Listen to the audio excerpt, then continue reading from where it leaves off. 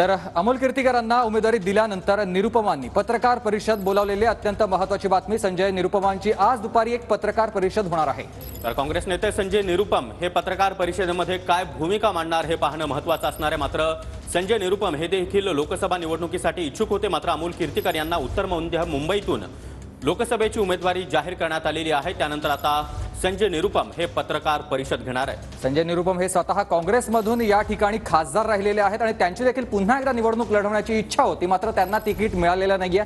अमोल कीर्तीकर यांना उत्तर मध्य मुंबईमधून लोकसभेचं तिकीट ठाकरे गटाने दिलेलं आहे आणि म्हणूनच ही अत्यंत महत्त्वाची पत्रकार परिषद निरुपम यांची होईल।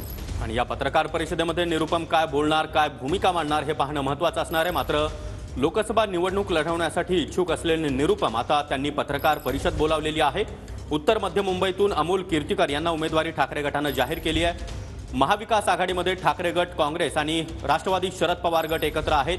त्यामुळे संजय निरुपम यांची लोकसभा निवडणूक लढवण्याची इच्छा कुठेतरी पूर्ण होत नाहीये। त्यामुळे निरुपम काय भूमिका मांडणार हे पाहणं महत्त्वाचं असणार। दुसऱ्या बाजूला आपण बघतोय ठाकरे गटाने आपल्या